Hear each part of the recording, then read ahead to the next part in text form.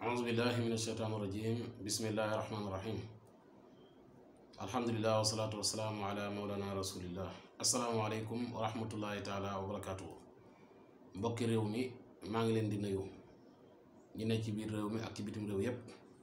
di nuyu ñi nga xam ne ñoo ñuy topp ci internet yi ak ñi partager suñu waxtaan ba mu yegg fi mu war a yegg yépp ñu ngi leen di nuyu di leen ñaanal jàmm ak tawfiq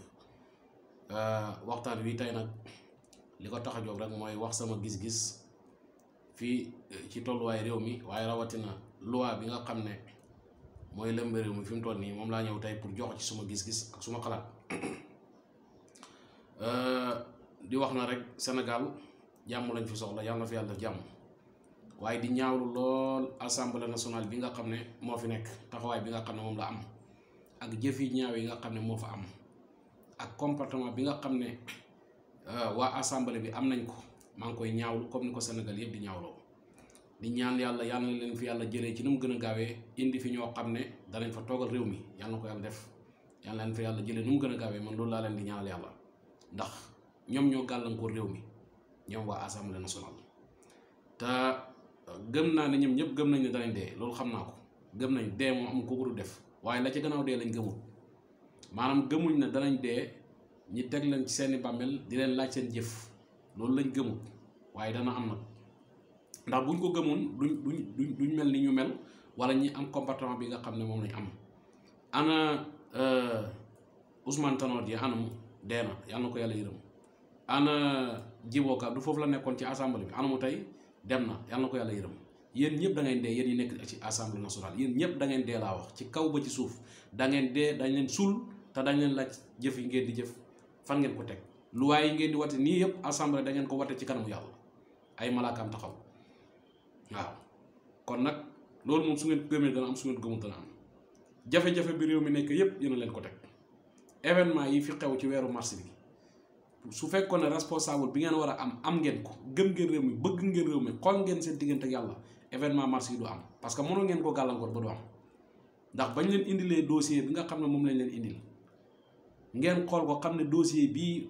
jarul muy du dossier bu war a yëngal réew mi wala indi fi fitna jaru ko ndax daanaka mu ngi ci wàllum yoon moo tax bugguma cee wax waaye Sénégal yëpp xam nañ nam demee su fekkoon ne responsable ngeen foofu ngeen di yemale wax ja du ngeen jéem a sax dindi malaanu kiir laayu waa ji waaye kut koo kur rek nga ne da ngeen continuer mbir mi da ngeen def sale boulot yi nga xam ne moom ngeen bëgg a def ba mu indi jéey yi nga xam ne moo am ci Sénégal su ngeen nekkoon responsable li fi xew ci weeru mars du fi xew ñëwaat ngeen tey ñi joxaat leen loi bi nga xam ne waxuma ci Afrique àdduna bi amul fenn loi bi moom yaakaar naa Sénégal lañ ko mas a wate ñi ñëw jox leen ko vérifié wu leen ko bëri na ci yéen sax ñoo xam ne li na ci biir loi bi xamu leen ko waaye comme donc mouvement présidentiel ngeen àndal rek donc lu neex waa ji rek ngeen jàpp ngeen ne war na leen a neex te ngeen ne askan wi ngeen toogal ci assemblée kon léegi leer na du askan wi ngeen fa toogal parce que loi bi ñu watee du luwaawu askan wi du luwaawu Sénégal sax loi bi du pour sénégalais yi danaa ci ñëw sama waxtaan bu neexee yàlla waaye ñi jox leen ko ngeen jàllale ko comme d'habitude da ngeen xam ne nag da ngeen ko wate waat ci kanamu yàlla te loi bi ngeen di wate maa ngi wax sénégalais yi même ñi taxaw sax di combattre loi bi pour ñu arrêté ko su ma sañoon sax ñi bàyyi loi bi mu jàll ndax wolof nee na yéen a néeg la borom a ciy fanaan innamal ahmalu binniyat te nit lépp lu mu yéene moroomu nitam ci lu bon ci moom la jëm na ngeen xam ne loi bi ngeen wate dana dal ci seen kaw yéen ñu ko wate waaw dana dal seen kaw li ci kanam rawali bat insha allahu taala parce que nguur gi ngeen nekk dafay jeex du luy sax waaw ëllëg da ngeen di wàcc keneen moo fi toog te loi bii ngeen wate tey pour cibler ci ay nit wala pour am asanda bu ngeen bëgg a doxal te danaa ci ñëw insha allahu taala ci waxtaan wi dama ne loi boobu ëllëg dana dal ci seen kaw yéen ñi nga xam ne yéen a koy wate li ci kanam rawali bat léegi donc loi bi nag man gis-gis bi ma ci am mooy luwaawu nouvel ordre mondial la maanaam waa nouvel ordre mondial ñoo proposé loi bi Sénégal loi bi luwaawu nouvel ordre mondial la léegi nouvel ordre mondial ñooy ñan mooy ñi nga xam ne dañuy contrecarrer yàlla dañuy dàq yàlla dañ ne yàlla amut dañuy dàq àllaaxira ne àddina rek mu am dégg nga ngëm-ngëm amut valeur yi nga xam ne am nañ ko yëpp dañ koy dàq ñoom ñooy dooleel maçonnique bi dégg nga ñoom ñooy dooleel LGBT yi ñooy dooleel góor jigéen yi ñoom loolu mooy seen agenda. xam ngeen ne bu yàggul rek kuréel bi ñu tuddee ànd sàmm jikko yi te képp kuy ku baax Sénégal bokk nga ci kuréel boobu ñi gëm dara yëpp bokk nañ ci te xalifa généraux yi jiite ko ndax ñoom ñëpp signé nañ ne nañu criminaliser góor jigéen ci Sénégal. xalifa généraux ci réew mi yëpp ñi wax ne ñoom lañ gëm ñu oote fi marche boo xam ne fii ci place de l'Obélisque muy ànd sàmm jikko yi rassemblement boo xam ne peuple bi yëpp ñoo génn ne ànduñu ci góor jigéen te ñi ngi sàkku ci président mu criminaliser góor jigéen. loolu nag bi mu amee nguur gi ñoom ñëpp dañoo jaxasoo ba léegi indiwuñu tontu ci loolu nga xam ne moom la peuple bi wax indiwuñu ci tontu xanaa jékki rek gis président taxaw ab xale bu jigéen dégg nga muy yor ab téléphone am di selfie naan président nee na góor jigéen du fi am kenn du ko légaliser dégguñ ko sax ci làmmiñam waaw waaye ab xale bu jigéen la taxawal. loolu yëpp di wane rek ne loi bi ñu leen jox pour ñu criminaliser ko daf problème la ci ñoom. bi loolu passé nan lañ def yebal seeni nit ñiy wër ci plateau yi di diaboliser waa ànd sàmm jikko yi naan dañuy politique ak dafa am ci benn leader politique bu grand leader politique bu ñu nekk ak li ñuy def gëmuñu ko ñenn ñi sax di leen jiñ na ñoom ay góor jigéen lañ pour rek yàq seen dar ak ñàkk a mën a indi tontu ci li ñu leen wax mooy ñi criminaliser dégg nga góor jigéen. donc ñenn ñi naan moom président waxoon na ci li mu waxoon leer na donc nee na pareeguñ ko pour def ko fi mais vidéo bi nga xam ne président def na ko extérieur ak tubaab yi mais Sénégal yëpp seetaan nañ ko président lan la waxoon def na góor jigéen yi amuñ problème ak nguuru Sénégal waaye population bi lañ amal problème. léegi nag loi bi dafa ñëw pour régler diggante góor jigéen yi ak population Sénégal bi lii laa bëgg Sénégal yi xam ko moo tax may den loi bi loi nouvel ordre mondial la ñoom dañu am agenda seen agenda mooy na góor jigéen nañ law si Sénégal seen agenda mooy dégg nga franc-maçon yeeg yooyu ñoom ñëpp seeni mbir nañ am liberté ci Sénégal ndax dégg ngeen fi rek bu yàggut ak ci at yëpp léeg-léeg ngeen dégg ñu ne maçon yi am nañ réunion boo xam ne war nañ koo def dégg nga waa Jamra Caw taxaw ne du ci dal dégg ba gàllankoor leen yooyu yëpp nag loi bi dafa ñëw pour dindi loolu waaw loi bi dafa ñëw pour protéger leen ñoom ba li ñu bëgg a def ci réew mi bëgg ko installé ñu installé ko lii mooy li xew parce que bu ñu waxee ne tey maanaam amul benn parti ci seen population Sénégal boo xam ne am nga droit doxal sa ngëm-ngëm wala nga def li nga bëgg a def dégg nga nit jóg bëgg laa gàllankoor nit kooku dañ koy jàppee terroriste maanaam tey Sénégal kum neex nga gëm lu la neex doxal lu la neex te kenn du dal sa kaw ku dal sa kaw ñu ne terroriste nga kon xam ngeen ne loi bi loi nouvel ordre mondial la au lieu que ñoom ñi criminaliser góor jigéen ñun askan wi doon sàkku criminalisation góor jigéen ñun lañ criminaliser ñun lañ criminaliser maanaam ñun lañ wax ne ku ci laalati góor jigéen ñi jiiñ la terroriste tëj la ci kaso bi sa giru dund lii mooy loi bi moo tax ñu bari ñi ngi analyse jàpp ne loi bi Ousmane Sonko la ak ñi ànd ak moom dëgg la loolu mu ngi ci biir politique boobu mu ngi ci biir danaa ñëw insha allah mais mbir mi dépassé na loolu fi ngeen koy analyse gën na xóot loolu gars yi agenda la ñu yor waa nouvel ordre mondial ñoom ñooy tànn seen président de la république bi ñu war a teg ci réew mi beneen question bi nga xam ne moom ngeen war a laaj mooy moment bi président Macky Sall di proposer loi bu mel nii mais ñaari at ko fi dese ak genn wàll maanaam ci fin wu carrière am la nekk fin wu mandat am la nekk ba pare indi loi bu mel nii lan ngeen ciy jàngee yéen loolu mooy ne troisième mandat bi nga xam ne moom la ñuy laam-laamee te mu ngi jaar fu nekk pour bëgg seet nu mu ko légaliser nu mu ko lewalee ñi ko proposé loi bi soit wax nañ ko ne ko danañ la jàppale ci troisième mandat bi déjà da nga jot ay financement parce que bu yàggul président bii nga xam ne mooy président Amérique bu bees bi Biden menacé na fi adduna bi yëpp ne bépp réew bu nangu wut lewal góor jigéen sa réew seqatoo dara ak Amérique dootoo jot benn financement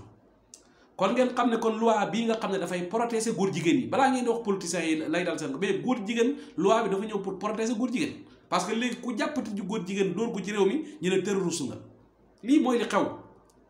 maanaam képp ku jógati di xeex valeur ci réew mi wala nga ne da ngay xeex pour l'islam yow terroriste lañ lay jàppee loolu mooy loi bi nga xam ne moom lañu wate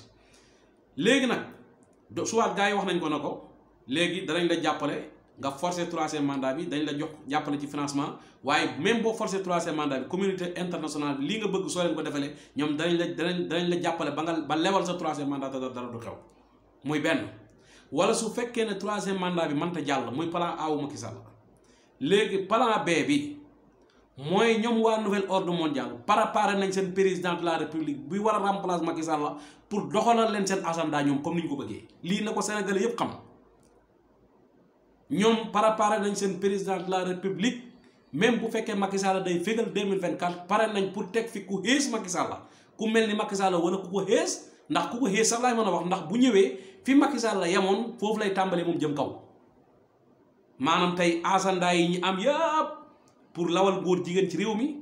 dégg nga pour yàq jukko yi pour képp ku jógati xeex valeur ñi dal sa kaw pour ñoom li ñu bëgg ñi man ko am ndax ñoom àdduna bi dañ cee génn yàlla ba mu set ne àdduna bi pour ñoom rek la ñëpp war a am liberté ci def li ñu bëgg a def agenda boobu nga xam ne moo tax loi bii ñëw dama ne waa nouvel ordre mondial danañ pousser président Macky Sall mu am troisième mandat wa ilaa su fekkee loolu mënta ne gembu nañ ñoom seen président bi war a remplacer Macky Sall président boo xam ne du président wu Sénégal de du président wu africain président waa nouvel ordre mondial la boo xam ne beneen surga la buñ fiy teg moom mooy doxal seen agenda bokk la président wu Sénégalais yi nga xam ne lu Sénégalais yi bëgg ak moom li mu bëgg du benn moom ci biti lay gouverner waaye gouvernerul Sénégalais yi lii mooy li xew lii rek laa bëgg Sénégalais yi xam ko kon loi bi analyse yi ci nit ñi def ci wàllu politique dafa ciblé diw yooyu yëpp mu ngi ci biir mais dépassé na loolu laa bëgg nit ñi xam ko léegi nag mu des ndax Sénégalais yi danañ nangu loolu wala duñ ko nangu kon bal bi mu ngi ci kaw population bi ñoom pare nañ pour teg seen agenda bi ki fi nekk mu ngi koy dérouler tànn nañ ñoom seen président fii may wax ak yéen ñoom tànn nañ président de la république bi war a remplacer Macky Sall koo xam ne bu ñëwee mooy continuer agenda bi mooy continuer mission bi pare nañ ko ñoom kooku du président wu Sénégal du président wu africain président wu dégg nga internationaux yi la seen président la ñoom waa nouvel ordre mondial léegi nag mu des nag Sénégalais yi danañ am fulla ju day ñëw itam tànn seen président boo xam ne moom li Sénégalais yi bëgg ci lay dox dafay respecté ngëm-ngëmu Sénégalais yi moo xam ki gëm chrétianisme wala ki ne ci l'islam dégg nga dafay criminaliser góor jigéen ba du law ci réew mi te dafay liggéey pour Sénégal ndax Sénégalais yi danañ am fulla tànn seen président bu mel noonu wala duñ am fulla ji foofu la wax ji ne débat bi foofu la nekk ndax ñoom am nañ seen agenda ñu ngi koy doxal tànn nañ seen président bi fi ne mu ngi doxal ñoom liñ bëgg muy doxal bu fi jógee tànn nañ keneen ki ko war a ut koo xam ne ci Sénégalais yi lay ñëw wan leen na man président Sénégalais la te du président wu Sénégalais président waa nouvel ordre mondial la lii nag laa bëgg mu dugg ci bépp boppu Sénégalais lii mooy li xew donc kon loolu laa bëggoon a indi tey joxe ci sama xalaat ci loi bi nga xam ne moo am di wax rek ne réew mi yàlla na fi yàlla def jàmm donc kilifa diine yi vidéo yi ma def yëpp alerte naa leen wax ak ñoom waaye daanaka jaratul ma ci wax parce que li ma wax ñëpp dégg nañ ko réew mi ku artuwut di nga àtte suba ndax ñi fi nekk tey xam nga jël nañ seeni luwaag yëpp teg loolu seeni pexe la waaye yàlla wax na ci alquran ne innahum yakiduuna kaydan wa akidu kaydan fa mahilil kaafiriina amhiluhum ruwaydan ñoom lal nañ seeni pexe yàlla tim teg na pexem ba pare ñi xool nag ndax ñoom seen pexe ak pexe yàlla ban moo ci ëpp doole xam nga ñoom bu ñuy jëf dañuy génn yàlla ci seen jëf parce que gëmuñu yàlla moo tax dañuy fàtte yàlla ci seen jëf teg ngeen seen luwaag seen programme ak seen agenda ak lépp waaye da ngeen xam ne yàlla tim am na agenda de yàlla am na agenda de loi bii ngeen teg yaakaar ne moo leen di may li ngeen bëgg juum ngeen réew mi jàmm lañ fi bëgg réew mi dal lañ fi soxla réew mu ñuy wax pétrole feeñ na fa gaz feeñ na fa réew moomu dal la soxla beneen bi may tëjee mooy terroriste yi ñuy wax ay waxi caaxaan la terroriste su amul terroriste ci boppam waxuma Sénégal la terroriste ci boppam amul fenn ci àdduna bi terroriste su existé wul amul tubaab bi seen bopp ñoom ñooy ay terroriste waaw ñoom ñoo créé li ñu tuddee ay terroriste ay organisation jox leen ay armes solal leen mbubbam diina mbubbam l'islam ñiy xeex ci tur diina pour yàq image l'islam ñi koy tuddee ay terroriste amul tubaab bi ñoom ñooy terroriste yi terroriste existé wul amul du dëgg loolu bu ko benn jullit gëm dañ ko def pour yàq derul islam donc loolu mooy li nga xam ne moo am di ñaan yàlla defal ñu jàmm ci réew mi te def ko ci réew mi wër Sénégal yépp di ñaan yàlla réew mi yal na yàlla tànnal ñu ay njiit yal na yàlla tànnal ñu njiiti gëm yàlla njiiti am ngëm-ngëm njiit yoo xam ne danañ fi nekk pour Sénégal danañ fi nekk pour Afrique asalaamaaleykum wa rahmatullahi taala wa barakaatu.